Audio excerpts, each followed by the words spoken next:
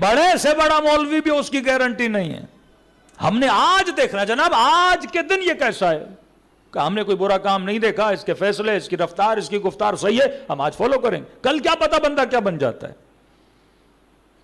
میں جب تاریخ اسلام کو سمجھانا چاہتا ہوں نا، تو پاکستان موزون ترین جگہ ہے، بہترین جگہ ہے. اگر کسی اور ملک میں ہوتے تو سمجھانا تھوڑا مشکل ہو جاتا، لیکن پاور پولیٹکس اسلام کی دیکھیں اور پاکستان کی دیکھیں ایک جیسی ہے. پوری تاریخ اسلام میں جھگڑا تخت کا تاج کا، یہاں عوام کا ستیہ ناش ہوا تخت اور تاج کی وجہ سے. یعنی اگر آپ یہ سسٹم سمجھ جائیں تو تاریخ اسلام آپ کے لیے سمجھنا بڑی آسان ہو جائے گی کہ کیسے ممکن ہے اتنا ظلم کیا ہو آل رسول پہ. تو کیا آپ یہاں ظلم نہیں دیکھ رہے؟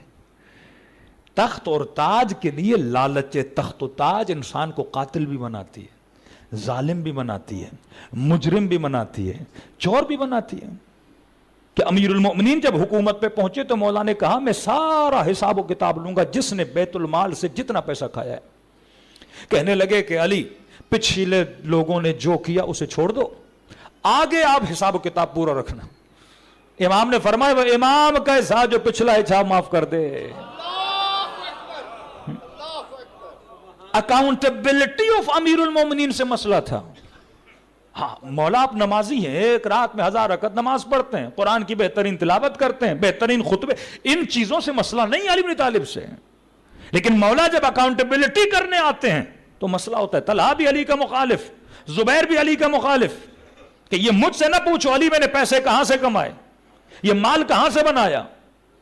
آج بڑے بڑے لوگ مالدار پیسے والے سب کچھ بیٹھ جائیں گے، مولانا ماشاءاللہ اچھی مجلس پڑھی، اچھا بیان دیا، لیکن یہی مولوی اگر اکاؤنٹیبلٹی پہ آ جائے، دشمنیاں کب بنتی ہیں؟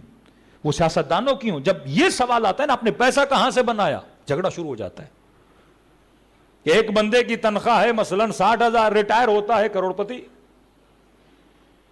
ایک افسر کی تنخواہ 4 لاکھ، ریٹائر ہوتا ہے ارب پتی. تو یہی سوال جو دنیا میں ہے یہی امیر المومنین کر رہے تھے کہ بھائی آپ کا حکومت میں فلاں ہوتا تھا، لیکن زبیر جب دنیا سے جاتا ہے اتنا مال جناب زبیر کے پاس، مصر میں گھر ہے، شام میں گھر ہے، مدینے میں گھر ہے، سونا اتنا کہ گھٹنوں پہ توڑ توڑ کے ان کے بچوں میں تقسیم کرایا گیا. لیکن امیر المومنین جب دنیا سے جاتے ہیں کیا تھا علی کے پاس؟ عدالت امیر المومنین، مسئلہ عدالت اہل بیت کا تھا. امام حسین سے کیا ایشو ہے یزید کو؟ امام زین العابدین سے کیا مسئلہ؟ ایک بندہ جو گھر میں بیٹھا ہے، نمازیں پڑھ رہا ہے، دعائیں کر رہا ہے، ایشو کیا ہے؟ یہ عدالت کی بات کرتے تھے، یہ ظالم کو ظالم بولتے تھے، یہ ان کو آئینہ دکھاتے تھے کہ تمہارے اندر عیوب کیا ہیں. اب یہی شبہ بنانا کہ بھائی مرجع نے ایسے بندے کو وکیل کیوں بنایا، تو میں نے کہا پھر امیر المومنین نے شبس کو علم کیوں دیا، زیاد ابن ابی کو گورنر کیوں بنایا. یہی ابن عباس جلیل القدر صحابی ہیں، فارس میں امیر المومنین نے گورنر لگایا. اسی مالی معاملات میں امیر المومنین نے پھر برخاست کیا ابن عباس کو، ناراضگی کا اظہار کیا امیر المومنین نے.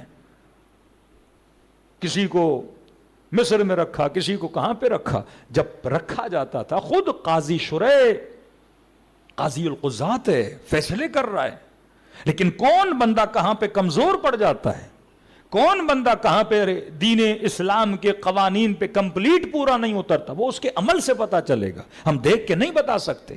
جب امتحانات، یہی شبس ابن ربیع عجیب کردار ہے تاریخ اسلام کا، علم بردار امیر المومنین ہے. جب جنگ جیت کے واپس آیا تو امیر نے مبارکبادی دی سب کو، اور شبس کو دیکھ کے کہا کہ شبس کل اس لشکر میں شامل نہ ہونا جو میرے بیٹے کو مارنے جائے گا.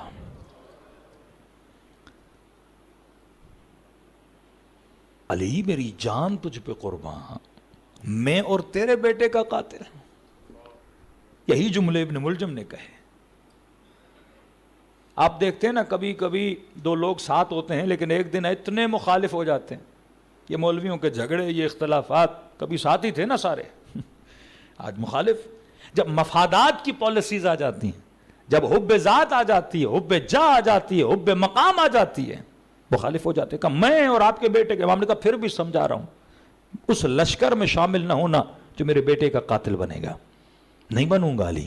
کربلا ہوئی, امام حسین آئے, ابن سعد کو سمجھانے لگے. یہ واحد بندہ ہے ابن سعد جسے امام حسین نے بہت سمجھایا.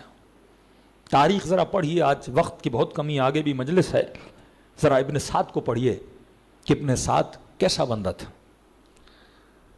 پوری زندگی اس نے مدینے میں گزاری ہے. آپ واقع کربلا سے پہلے ابن سعد کے کیریکٹر میں کوئی اتار چڑھاؤ خاص نہیں دیکھ پائیں گے. نمازی آدمی, حاجی آدمی, قاری آدمی. پتہ چلا یزید خلیفہ بنا, اٹھا مدینے سے, اپنے گھر سے سیدھا گیا شام. ارادت تھی, عقیدت بڑی تھی بنو امیہ سے ان لوگوں کی. وہ حدیث جو میں نے کل پڑھی نا, الملک لمن غلب, یہ ان چیزوں پہ بلیو رکھتے تھے.